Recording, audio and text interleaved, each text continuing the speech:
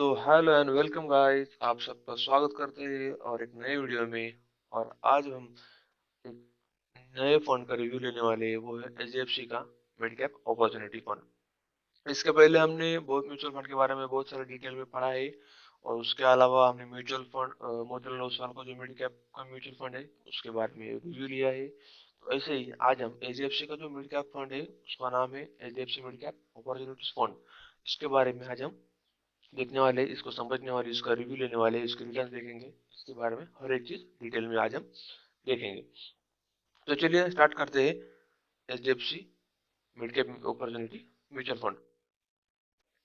तो स्टार्टिंग में हम देखेंगे वो फंड क्या होता है, वो काम कैसे करता है, उसके बारे में देखेंगे अभी स्टार्टिंग में।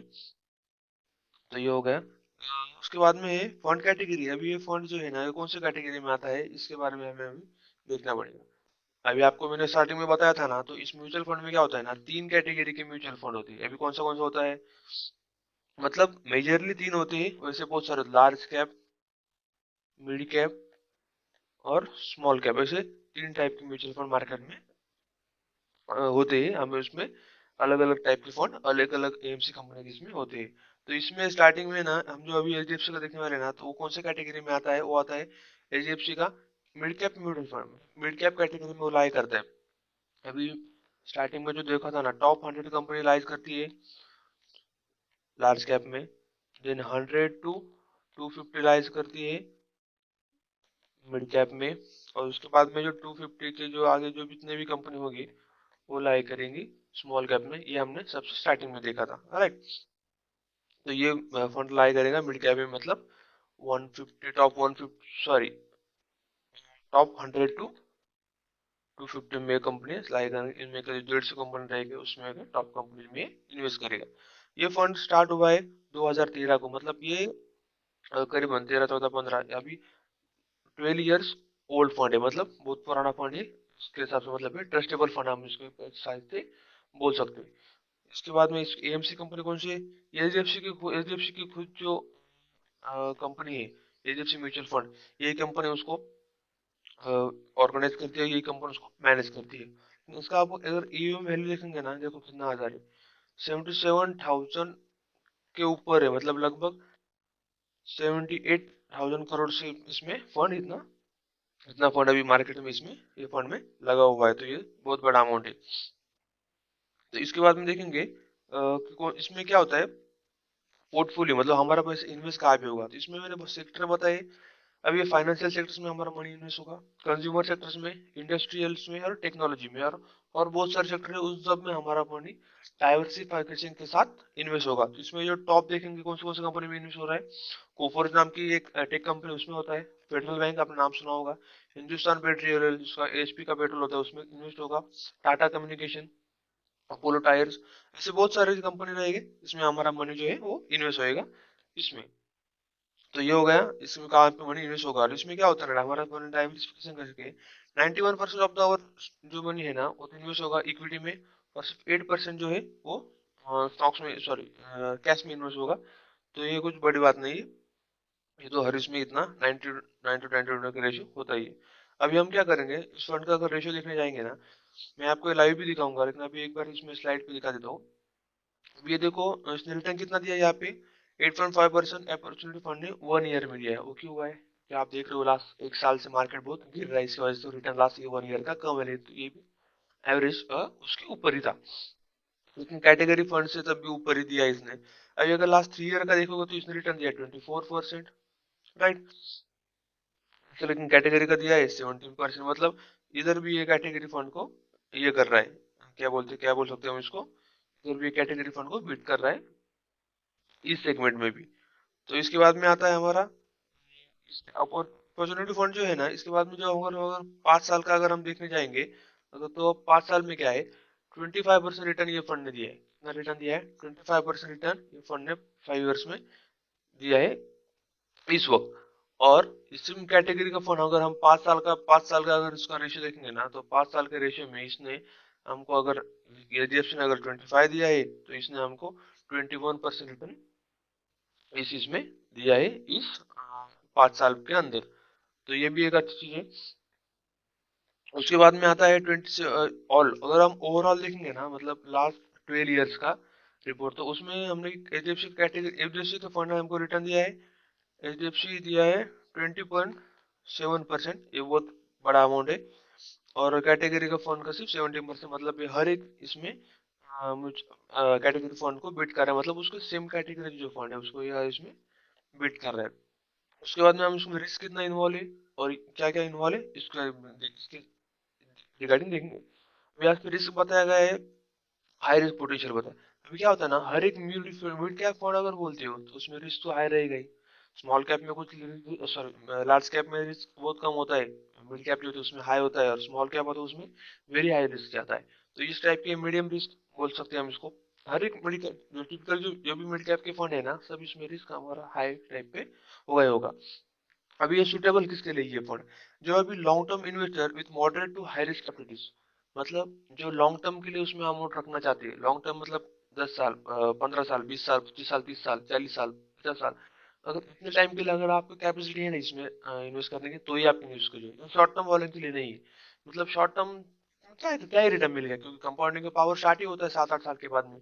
इसलिए वो उसमें बेटर चीज है। अगर हम इसमें वोलेटिलिटी देखा जाए तो क्या होता है, हिस्टोरिकल डाउन हो, मतलब अब क्या होता है, अगर कोई पेंडेमिक की सिचुएशन आ गई ना तो मार्केट नीचे आता है, पूरा ये म्यूचुअल फंड भी गिरेगा।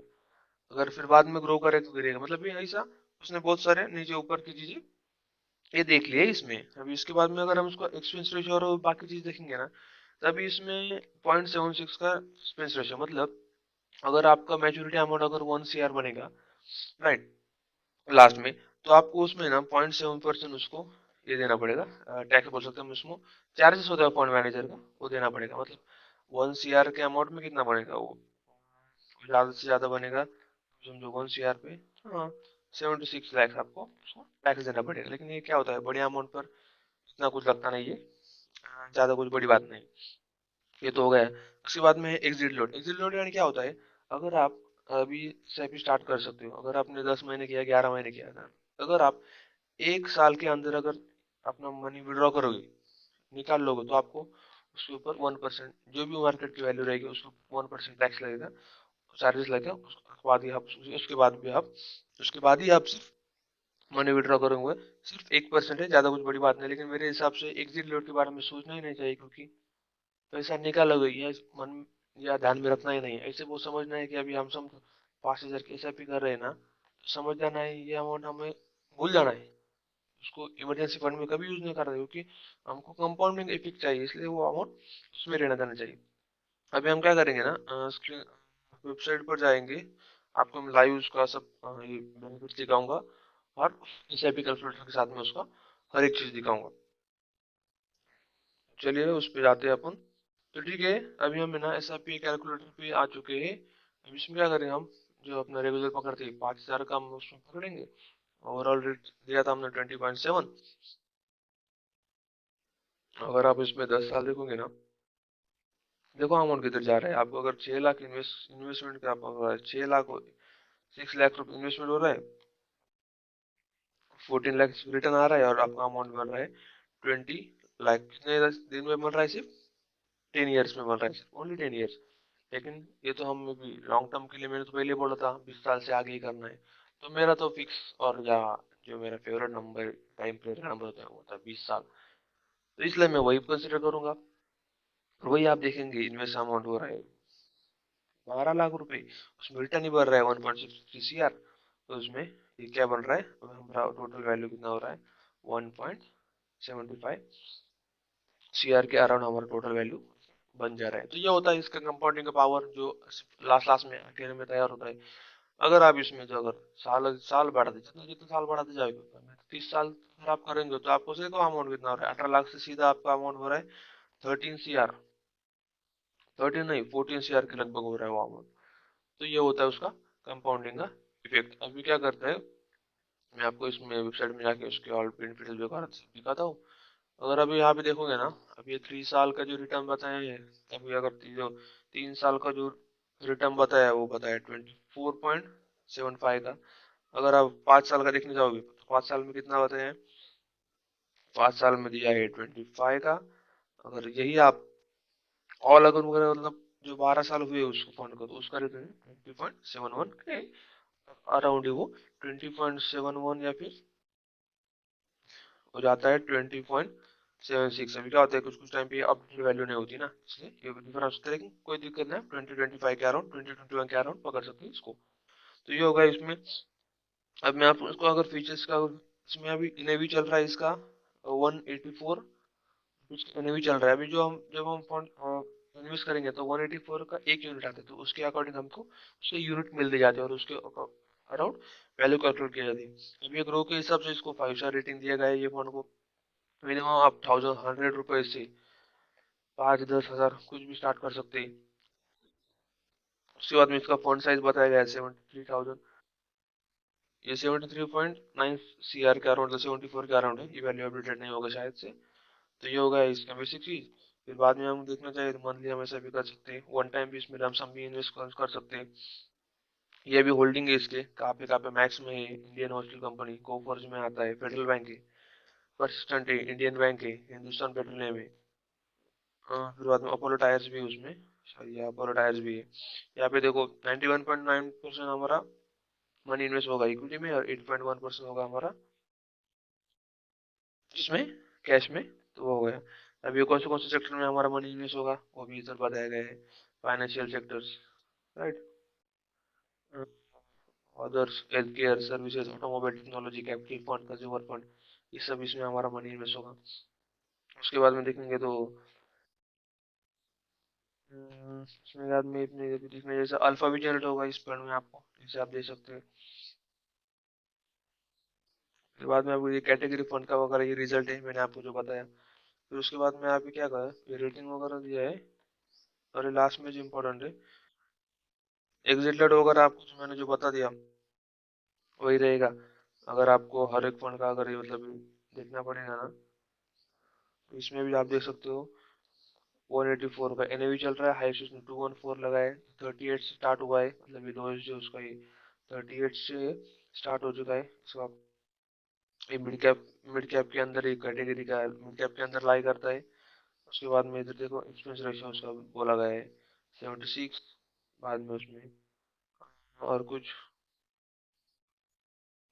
और इसमें एग्जिट लोड, अगर एग्जिट लोड भी देखा है तो एग्जिट लोड बताया गया है 1% का। तो ये होता है म्यूचुअल फंड के बारे में आपने देखा, ये सब इन्वेस्टमेंट वगैरह होता है। तो ये मेरे हिसाब से एक बेस्ट फंड है, इसलिए मैंने आपको इसका रिव्यू बताया। अगर आपको इसके बारे में कुछ भी डाउट होगा तो आप बेझिझक होके कमेंट कीजिए, मैं आपको जरूर उसका पोस्ट करूंगा। और चलिए guys, thank you very much.